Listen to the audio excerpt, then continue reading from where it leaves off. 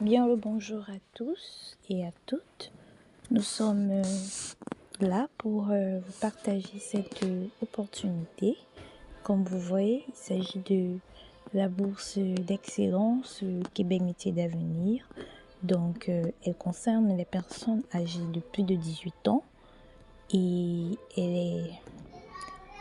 les inscriptions vont débuter le 18 juin à midi, heure du Québec. Donc, comme vous avez constaté, ça se passe du côté du Canada pour l'année 2025-2026.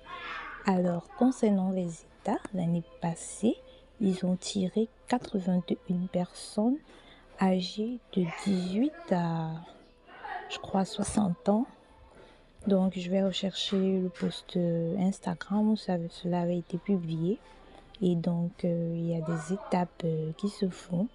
Et voilà, je suis là pour vous aider à vous inscrire. Il y a des critères d'admissibilité. Donc, ça, c'est pour...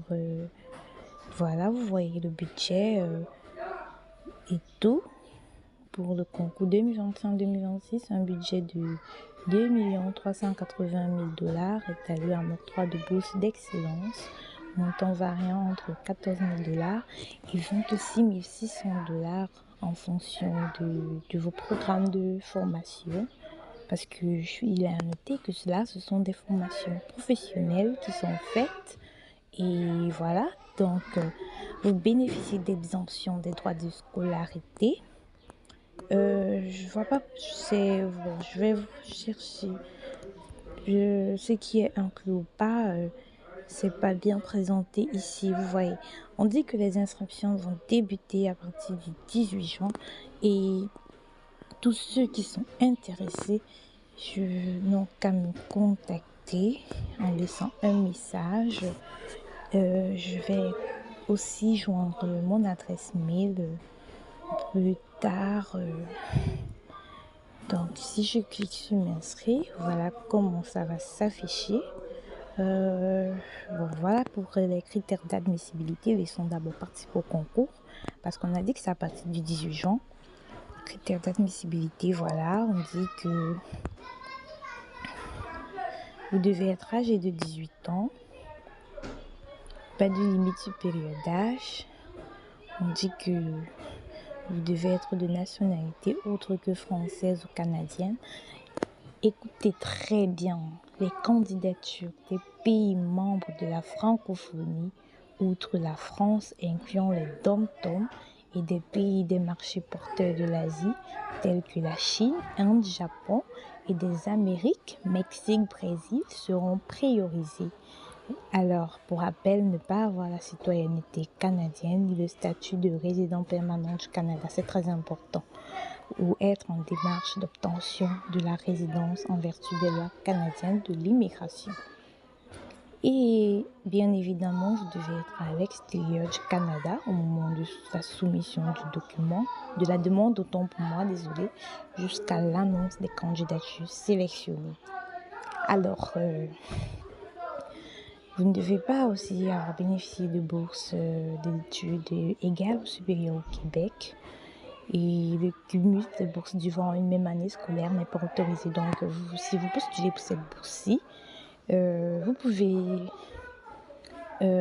devez pas arriver là-bas, avoir accès à d'autres bourses, sinon ils risquent d'annuler. Voilà. Donc, il y a des programmes d'études variés, allant de la santé à la mécanique, à l'étude des traitements des eaux, à l'esthétique.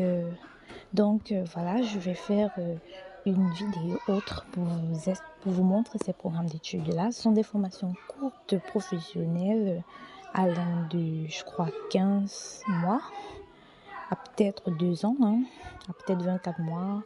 Donc voilà, chacun choisit ce qui lui plaît en fonction de ses aspirations, en fonction de son projet futur, en fonction de ce qu'il souhaite devenir à l'issue de sa formation. Donc c'est chacun qui sent comment ou la filière qu'il va choisir là-bas. Donc, le niveau de français, bien sûr, on demande pour ceux qui sont étudiants d'au moins 3 ans, donc avec un niveau d'au moins une licence, que ce soit en Afrique ou en Occident, bon, sauf les pays dont on a cité plus haut, qui ne doivent pas être considérés, vous voyez. Donc, le niveau de français, si vous avez déjà eu un parcours universitaire d'au moins 3 à 4 ans, vous n'avez plus besoin de démonstration de tests de français. Donc, il y en a plusieurs. Il y a le TCF, il y a le TEF. Mais pour ceux qui sont bacheliers, même au niveau probatoire, c'est possible. Vous devez aussi démontrer une certaine excellence. Il y a des bulletins. Dans des bulletins, on doit avoir des bonnes notes.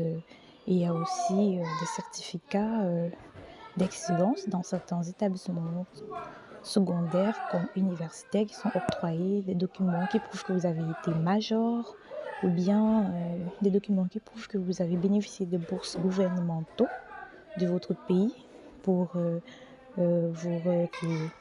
vous étiez un bon étudiant ou un bon élève. Vous voyez? Alors, maintenant, pour vous autres qui êtes en dessous du niveau de licence, même le BTS, même Bac plus 1, ça signifie rien. Vous devez donc faire un test de français, ou si vous en avez déjà, c'est une bonne chose.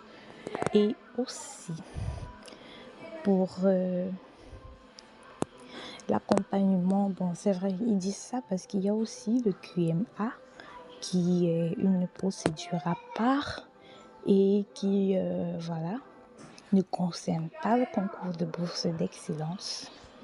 Voilà. Donc, voilà. On dit la candidature ne doit pas contenir des documents frauduleux par le passé. Donc, tu demandes de participation à ce programme ou à tout autre programme du ministère de l'Éducation. Donc, voilà. Vous ne devez pas, voilà, dans votre candidature, impliquer de faux documents. Tout doit être correct, tout doit être real, tout doit être vrai. Et voilà, et ça passera. Donc, capacité financière. Alors, pour le programme de bourse d'excellence, vous devez déclarer posséder une capacité financière d'au moins 3 000 $. Je crois que c'est 3 000 $. 3 000 $. Vous allez faire la correspondance en votre monnaie. Et maintenant, si vous voulez faire, si vous êtes sélectionné plutôt pour l'exemption des droits de scolarité, c'est vrai que pendant qu'on postule en ligne, on peut sélectionner. Mais pour d'autres là, vous devez prouver, démontrer, avoir une capacité financière au-delà de 10 000 $, je crois 12 000 $, 13 000 par là. Donc voilà. Donc l'exemption des droits de scolarité inclut juste l'exemption des droits de scolarité. Je crois que je vais faire une autre post pour cela, pour vous montrer les avantages de participer à la bourse d'excellence ou les avantages de postuler aussi à l'exemption des droits de scolarité en fonction de votre budget ou votre capacité financière déclarée que vous pourrez justifier, que vous devez et que vous pourrez justifier après avoir été sélectionné. Il y a 2 phases de sélection. Il y a une première présélection au courant du mois de... Bon, il y a les détails, vous voyez, peut-être dans une autre vidéo, je vais vous en parler. Il y aura beaucoup d'autres choses. Il y a une première présélection qui a eu lieu entre septembre et octobre.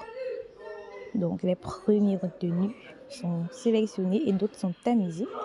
Et puis, il y a une deuxième présélection qui est la sélection finale, où les résultats finaux sont annoncés et elle a lieu en décembre. Donc, vous voyez que c'est donc qui nécessite une certaine patience, une certaine confiance en soi, une certaine autogérance, une certaine croyance. Parce que oui, en toute chose, il faut croire et tout remettre entre les mains de Dieu, avoir la crainte de Dieu. mettre tous ces projets entre ses mains, prier. Donc l'année passée, il y a eu 81 personnes qui ont été sélectionnées de pays et d'origines différentes et qui ont pris part à ces formations professionnelles. Il y a des formations professionnelles qui priorisent certaines régions, provinces du Canada. Et maintenant, il y en a d'autres qui ne sont pas des secteurs prioritaires, mais qui sont quand même considérés. Je pense que c'est un ratio de 50%, 50%. Vous voyez? Alors, ça c'est la marche à suivre. Bon, je suis un peu sortie du contexte, c'était une parenthèse. Voilà, inscription au concours du 18 juin au 30 juin. Donc pendant cette période-là, je serai disponible pour inscrire toutes les personnes désireuses de participer au concours. Donc voilà, il y a le critère d'admissibilité. Voilà, c'est un test en ligne pour voir si vous êtes admissible en fonction des données que vous fournirez lors du remplissage du formulaire. Donc, ce que je fournirai, parce que j'ai déjà une grande expérience en postulation de ce type de bourse. Donc, voilà. Mais là, c'est pas encore possible de postuler, je pense pas. Ils ont dit jusqu'au 18. Et bon, vous devez remplir le profil. Il y a des déclarations à valider. Voilà, vous devez choisir votre formation et centre de formation. Alors, je vous conseillerais que ne vous voyez pas aller directement dans les grandes métropoles parce qu'il y a des centres de formation professionnelle dans des zones reculées, un peu comme le centre de formation professionnelle de la Baie James, un peu comme le centre de formation professionnelle. Il y en a tellement, mais qui ne sont pas forcément inclus au sein de la métropole, des grandes métropoles, parce que les grandes métropoles, vous avez des chances, mais je crois que les chances sont plus limitées. Donc voilà. Et il y a aussi des régions, voilà, les régions priorisées sont les régions qui sont situées dans des zones un peu reculées.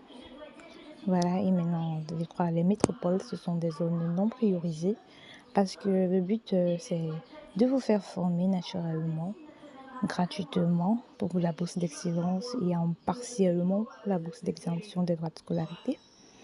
Et après, de développer le secteur et tout. Donc voilà, vous savez que la marge démographique de la population est de plus en plus vieillissante.